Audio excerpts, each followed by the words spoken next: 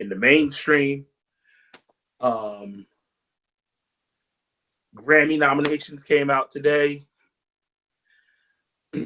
Dum Dum decided he wanted to get back into the news cycle. So, time for more political theater as Dum Dum decides he's going to run for president again. Hi, Brandy. Hi, AJ. Hey, Tristan. Hey, Ball Voyeurs. Hey, Tori. What's going on? What's going on? Y'all share the live. Share the live. Share the live to your house. What's up, Tori? What's up, John? What's up, AJ? Share it to your MCM. Share it to your WCW. Share it to your international girlfriends in Canada, in France, in England, in Russia, Indonesia, Costa Rica. I can't. Hey, Cartel. What's going on? Yes, people. Share the live. Share the live. What's Share up, the Cartel? live. Yeah, share it. Baby, share it to Jack. Share it to Grinder. Share it to Scrub. Share it to Growler. Share it to Christian Mingle. Share it. Share it. Share the live. Get them all in here. Share it to Snappies. Hey, Tori. Yes, share it on Twitter. Yes, if you're new, share the live. Share the live. We had 306 people. Let's just keep sharing it. Let's keep sharing it. This and that. There's a lot to talk about. We had the crimes of the century. We had Double Jeopardy. We'll have, hopefully, Millennial Marcus will be coming through. There's Shay. Hey, Shay. What's going on, Texas? DH, Texas. Yeah.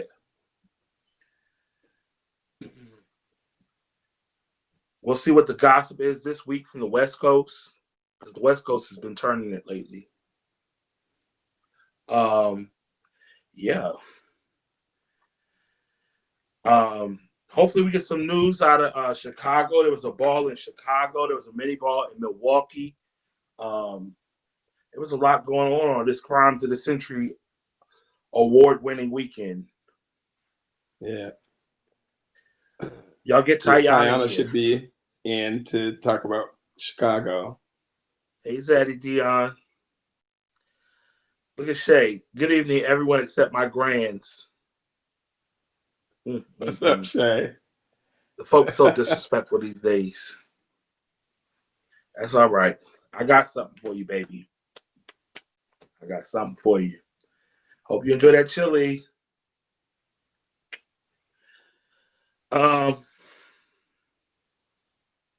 OGH Texas, that'll be a good question. And that'll be the first thing we'll start off with. I'll ask me, then we can ask Arnold, because Arnold started about 15 years before me. And then we can ask J-Rock, who probably started about 2 years after me. Our co-host, Rodney, won't be here today. Tori, that doesn't mean you have to leave. Oh, look. Here's the little names. So we know we're going to be trolled this evening. The girls be so mad. It's all right. But yes, J-Rock, are you there? Yep. What's wrong, J-Rock? You seem a little sad.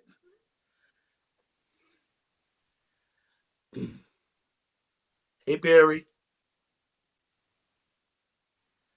Oh. What's up, Barry? I'm trying to get this thing.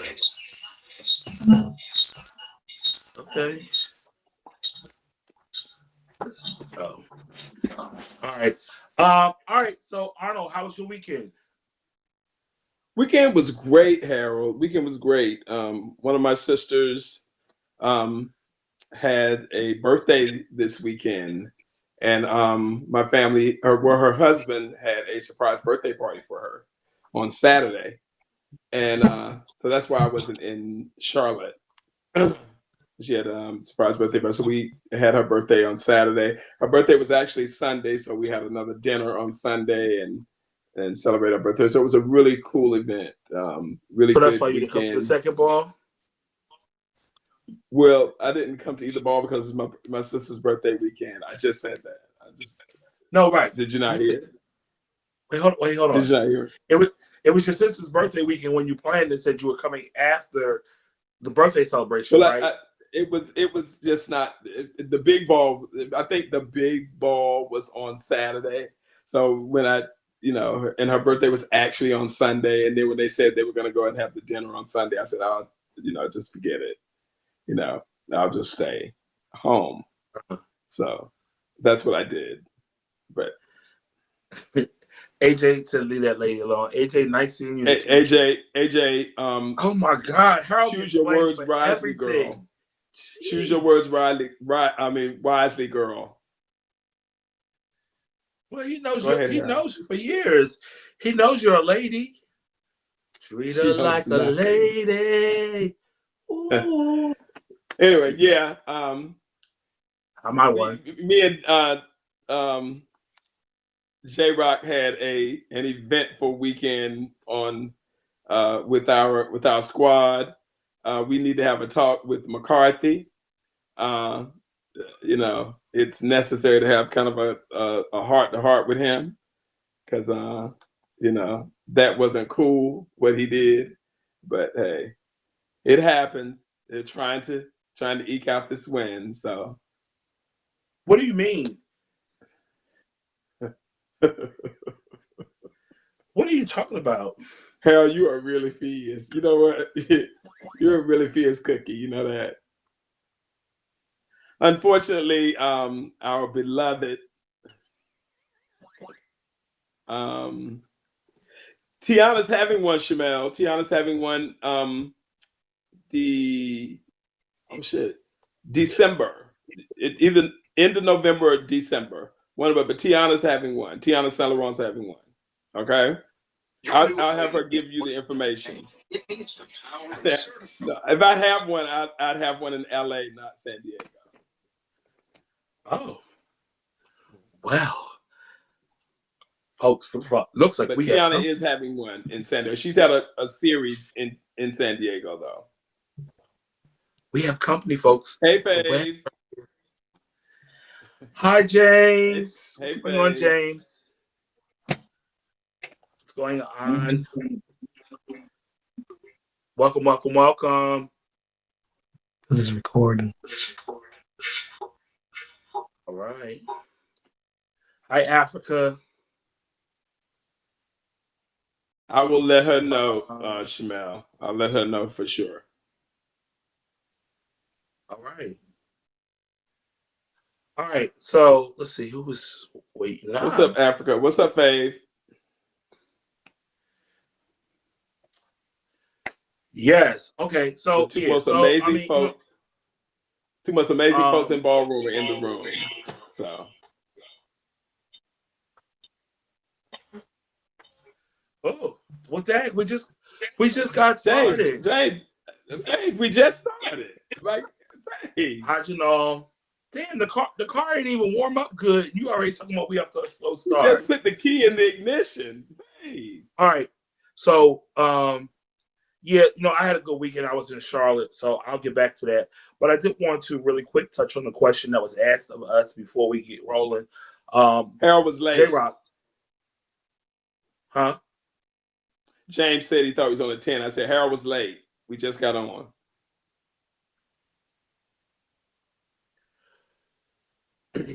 I'm sorry. Just dock it out of my pay.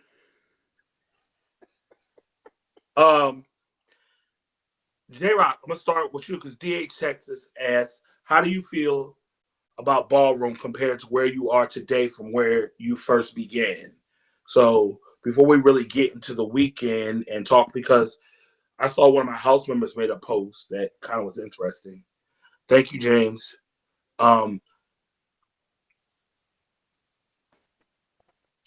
I'm trying to see if this Take home thing's Tuesday. Tuesday. Let's start with the take the home.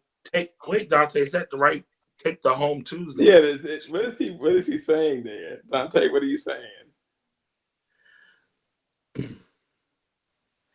Let me look. Let me.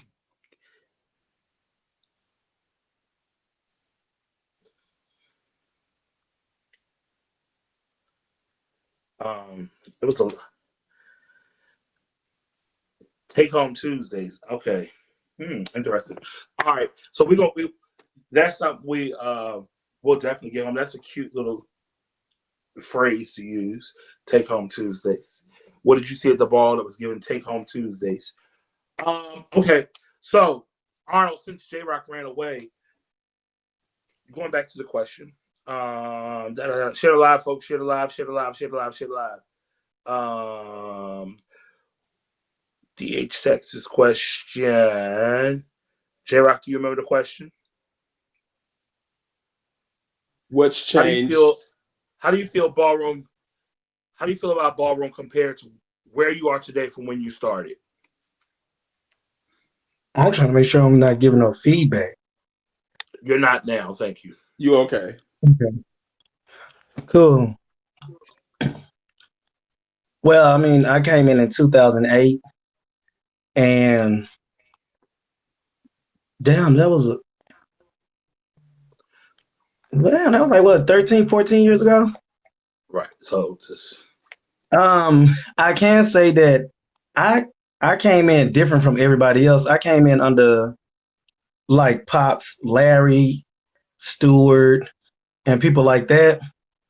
So I don't know if the people that came out with me experienced the same coming out with me. Like we were just talking about that today. Like when I came out, like chops and stuff was going on, reading was going on, shade was going on, all the same stuff that's going on today, but we just came back harder. Yeah, we read like we read back, we read the judges, like if something happened, of course we read and stuff like that. But we just came back harder. At least I did. I really didn't care about none of that kind of shit because every Monday I still had to go to fuck to work. You know what I'm saying? So now I did want to know why somebody was shading me or chopping, but I was never scared to talk to no icons, legends, or whatever. So I just never, I don't know. But today it just seemed like like a certain level of respect is gone. I don't feel the same energy when I walk into a bar like I did back like in '08, '09, even 2015. There was a certain I don't even know how to explain it. It was like a certain energy that when you walked into the ball, you knew you was at a ball. You knew you was at the ball, the certain type of DJ, whether it was Mike Q, Vaughn Allure, or whatever. It was just a certain energy that you got. Now, when I go to balls, I feel like I'm going to work for some reason, or like it's a tedious task, or like it just drains the fuck out of me for some reason. And I be trying to find that energy back in. Somebody was saying, well, maybe you just over it. I don't know, but no, I don't know. It just don't give that same. And then the kids don't care about like who came before them or nothing like that. I was so interested in who did this first. Why did they do it? Where did it come from? Who the father of Revlon? Who the father of Balenciaga? Where they come from? They don't give a damn. They just want to compete, I guess. I don't know. It just seems Arnold. different in that way for me. I'm sorry, J Rock. Arnold. Yeah, I've said this, Harold, and we try to have a conversation about it in House Lives Matter conferences that we've had over the last year or so in some of the regional conferences. I have a struggle with, you know, I don't think Ballroom has an identity at present. I don't think we know who we are right now. And I say that because of we're not quite sure. Initially, when a lot of us came into Ballroom back in the day, it was about family. It was about the camaraderie that you had with people, getting on the floor, showing your craft, or showing what you do, and competing like that. It was that, you know, focus. That was the main focus of Ballroom. But it's become where we're not sure if we want to come for the entertainment part of it, for the business part of it, for whether we want to get a show out of it. You know, all those things. We're not quite sure where we're at. Some people are in that vein. Some people are still in the family vein. So we kind of have it muddled up. So a lot of you get all that into a ball and you're not quite sure where you are. And some people are on this level and some people are on this level. So I think we need to figure out where we are. And there's nothing wrong, because I think we do progress anything that you into for so long progresses and moves forward. And I think it has moved forward. There's nothing wrong with doing the business aspect of it, but I think we do need to understand what the what ballroom was all about initially, and where it came from, and what uh, foundation was laid for it. I think that's Okay. where we're at. Hey Lexi, hey Rod, What's up, all the people. Lexi? Um, I hear both of you, and I think that there's value in both what both of you said, but I disagree. I disagree. I feel like I don't feel that there's this great shift in ballroom that people perceive it to be. I think that if you really look, you know, ballroom is the same as it has been. I think that what happens is as we get older, we mature, we look at things completely different. When you started coming to balls your first 2 or 3 years, you're young, naive. You don't understand the shade. You don't understand the politics. You don't even care about any of that. All you know is you're going to this place where all these people have these, names, and it's awesome for you. You know, there are probably some 16, 17, well, I don't want to say 16, 17. There are some 21, 22, 23-year-old people that came to Charlotte probably for their first time. And they're seeing Lil James, and they're seeing, they're seeing Sexy Lexi, they're seeing, a Chi Chi, they're seeing, they're seeing Brooklyn Mugler, they're seeing Precious, and they're mesmerized. You know what I'm saying? They're blown away. These are the people that they watch on YouTube, or they're seeing Tay, they're seeing JBs, people that they watched the last few years on Bigo, and it's like, oh my God, there are these people. So to them, the magic and the mystique is still there.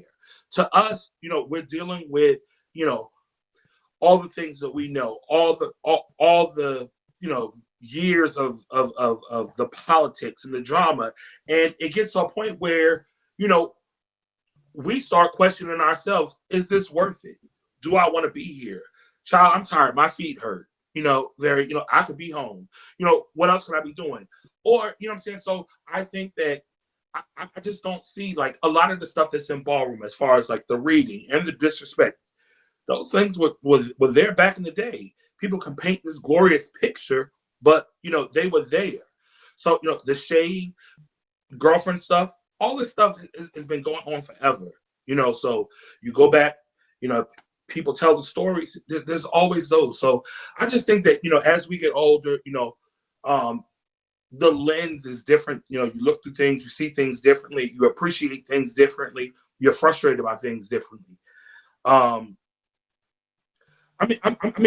James. To be honest, are we really surprised? Are you really surprised by the slashings, the slashing that happened, all that stuff? These are things that have been the characteristic, so to say, that people have tagged ballroom with, violence, this and that, whatever. So it's not that I don't think that it's.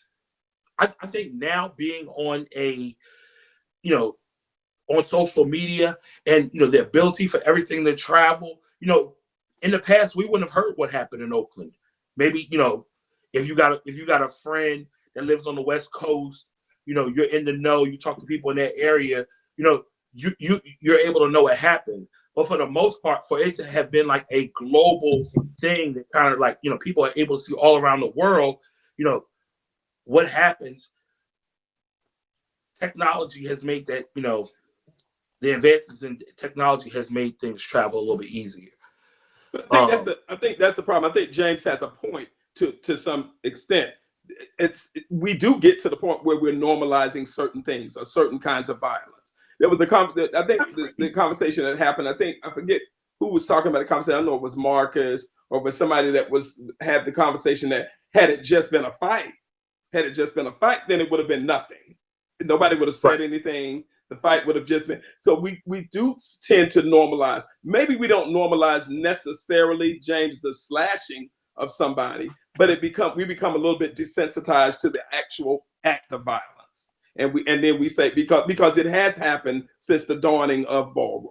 So yeah, we kind of, I think there we need to look at it and maybe stop that, make that something that doesn't move forward, the normalizing of violence in ballroom. I agree, and I think that unfortunately, ballroom is a microcosm of the world that we live in.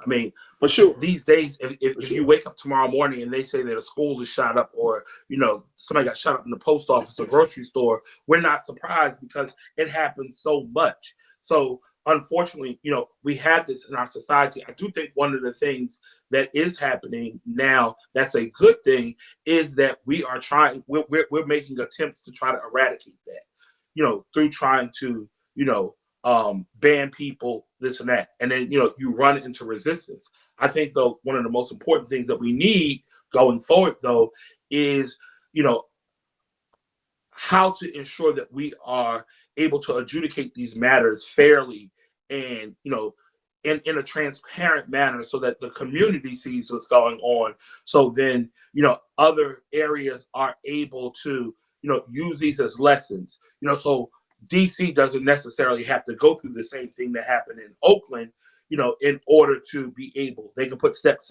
in place, measures in place to, eliminate that from happening. So, I had to think for a yeah, while because but y'all started I saying agree. something. Go Y'all ahead. started saying, yeah, y'all started saying something and then it got me to thinking because I guess my mind is slow these days. But one thing that I cannot stand in ballroom today that I see more of is not that it was never there. I'm just saying that I see more of it is delusion. And when I say delusion, I'm talking about heavy delusion.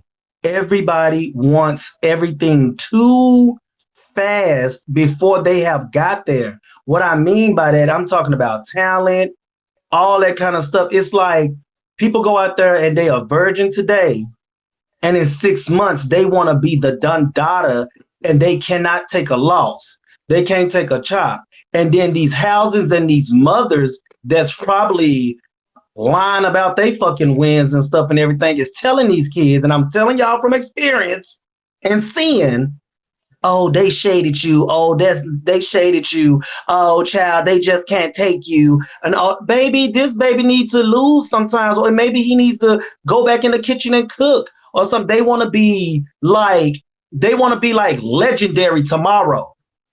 They don't like there's a baking phase. There's a and I know that back in the day they probably didn't have like no virgin categories or nothing. You either just went out there and tried, got chopped, and went back. But even with virgin categories now, people are walk virgin categories, and because they did good, one ball, and everybody gave them praise and said, "Oh my God, you did a good job." They post their clips on Facebook.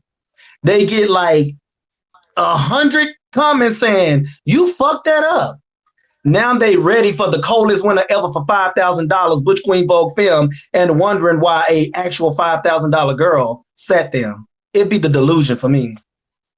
Well, I think again, I think that I hear you, but that's not new. The delusion is has been there. I think that too often ballroom is competitive, and sometimes everybody needs someone to blame, right? So very, if they go get beat by a person, a lot of times, we look at the walker, right? But it's also some of these leaders putting these batteries in people's backs, right? A person goes out there, they get crucified on the floor. Oh, they can't take our house. It's shade, this and that, whatever the case. When in reality, you haven't taken the steps to get the person, properly ready, or and that's on us as leaders, myself included. So very, we have to take ownership and reconcile within ourselves and be honest. Everything isn't shade. Everything, But we, every. we Go ahead, Arnold. I said we tend to do that too. We tend to think that folks, because they're really good on the floor, they're really good competitors and really good at their craft or their category, that they can be a leader. And that's the first thing we think about. They can be a parent or a leader, and that's not necessarily the case in all Right. things. So everybody's Well, not cracked up to lead. we'll see. James also spoke about that. James Or spoke about that judge. because, okay, there's also something in ballroom where people want, people want leaders in their house, right? All these people are great leaders, but they don't have the ability or they don't show the internal ability to develop their own people. So then, when they see someone successful elsewhere, it's, oh, come here and be a parent, this and that. Why haven't they given you this and that, whatever the case? And people run after these things thinking I'm going to be a parent to get there, and realize you don't even really want the role. It's not what you want. This adulation that you think it's not really there. It's a lot of frustration, it's not whatever. But I mean, it happens. So but Harold, have you heard this one though? We dealing with this in the Gulf Coast.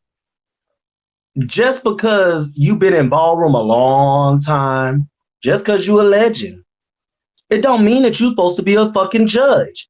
You can be a great, talented person and fuck it up every time you go to the ball, have wins galore. That doesn't make you a good judge. That does not make you a good leader. There are some people in ballroom, without calling their names, and you know who I'm talking about, for people that's been in ballroom, that have become iconic in their categories, but y'all will never put them on the panel, because if you sit down and have a conversation with them, you're going to say, this person clock don't go all the way to 12. But they can vogue down, or they can walk the runway, or they real as rain. Okay, I think I'm on. Can you guys hear me? Yeah, we can hear you, Jeff. No, not you, sir. I'm talking on the phone. Yeah, Aoki's here as well. Hey, y'all. We just left Mugler y'all went to the opening. Yeah, the Mugler. Yeah. Mugler. So to give y'all a little context, at the fashion house of Mugler had a showing tonight at the Brooklyn Museum, correct? Yes. Okay, so it was a private showing. Okay, a private showing of the Mugler fashion line. So, yeah. And your house was there. We just saw Countess, and we saw Cameo. And we saw Cameo, and we hugged, and Okay, all right. So, hi there. So I know that y'all wanted to come on the show. We were really talking, and I'm gonna just ask y'all this question really quick before we even get into anything else about the weekend. One of the questions that was posed was, how do you feel that ballroom has changed from when you started to where it is now? So I came out in ballroom in 2001, walking Butch Queen Sex Siren, and I started walking drags on runway around 2004. But what I realized is that this generation think they know everything, and they don't respect the houses that paved the way, like Revlon, like Balenciaga, like LaBeija, like some of these older houses. It's like they want to move us and completely erase us from ballroom, and that's something that really bothers me, because I feel like when I came out, I had the Heralds, I had the Tonys, I had the Rodneys, I had the Arnolds. I had these people to really look up to, that were great leaders and really made ballroom great. And now I feel like they don't even want those people that were so instrumental in making ballroom what it is. I would never be on Legendary if it was not for Shannon or those people that came before me in ballroom. And I feel like a lot of people just want to say, I'm current. And we got to still respect the older and the tradition that ballroom comes from, and still move from that and grow and elevate. But what we really need to do is we need to really honor these people, because these people are treasures. Harold is a treasure. Arnold is a treasure. Those are people that have been around so long, have seen ballroom change so much, that they could give us so much insight on how to make ballroom better. You feel what I'm saying? And I feel like a lot of kids nowadays, they just give it, it's what I want to do. So let me kind of challenge that, and I want to ask you a question. I am very big on history and feeling that people should definitely respect history. I think that there's a lot to learn, but I do also feel like very remaining, whether you're talking about houses or individuals, that you have to continue to do your part. You know what I'm saying? Like an example, if you as an organization, an example, you're LaBeija now, so we see like the resurgence of the house, the energy, the commitment, this and that, whatever the case. So it helps the name rise back up. You know, there's a historical context there that will always be respected. Now we see that the house is really like been over the last few years really like thriving again and competing. You know, and I think that I, I think that there's a balance there that we have to kind of like respect history, but we also have to really kind of appreciate too, like But I the totally current agree with you because like I was saying like me, I'm revolutionary. I believe in let's push boundaries too, but still we have to always honor our ancestors. I believe in honoring the people that came before me, but I'm gonna push it a little bit further. I'm gonna try to take it to the next level. Like it's not a lot of girls that say they don't want Film Queen All American. I have. You know what I'm saying? You know what I'm saying? So like I'm always trying to push the narrative further. So I agree with you 100%. And Kitty wanted to say something. Yeah, I but just wanted to actually like go into the question that you asked her, Harold. And first, I want to say I've been in ballroom since 1987. I started my ballroom career in Washington, D.C. I was in the House of Con under Lowell. You know, I ran with Otis, Benji, and all these girls from D.C. I was in Job Corps coming from Los Angeles. But what I wanted to say in reference to the older houses and things of that nature, the House of LaBeija, you know, our resurgence started in 2017 at a ball that Caesar threw, you know, and They had like a now that we have people here that people are familiar, people want to act like we haven't done the work. And like it triggers from a lot of people. And I'm going to say the names because at the end of the day, it's about realizing what people do in ballroom and we act like it's not happening. Like when you have judges like Snooki lean his head over for judges to pick other people. And then now they're trying to paint a narrative that we're being aggressive and we're doing these things. But everybody knows, hypothetically speaking, at that very ball, considering who the head of the alliance is in North Carolina, the LeBejas, anything they got at that ball, they earned it. But how about every house that pretty much walked earned it? I mean, you had people voguing film performance and Wes's were winning and they were just rolling on the floor. And I'm saying these things because it's really sad when your house is the first house of ballroom and they hit the floor and you have people just literally not saying their names or not even acknowledging what house they're in when they know. And when does it stop? Like, I get that you guys think the House of LaBeija is late, but at the end of the day, we are on the forefront of ballroom. We are trademarked, 6 chapters trademarked. We are in partnership with Facebook, Louis Vuitton, as well as Taco Bell. We are actually moving, you know, because when I came to the house and everybody was reading the house, they said you need to be in today's current times. And that's exactly what we did. Pepper's dream for LaBeija was that this house become mainstream.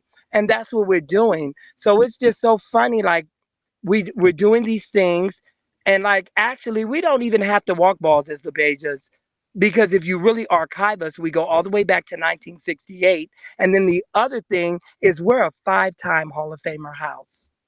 So, and the people before us paved the way. But there's always going to be somebody that goes on the internet and they're going to see archival stuff from 1968 till now of LeBejas, and they're going to want to join. And it is our responsibility. Let me just finish this.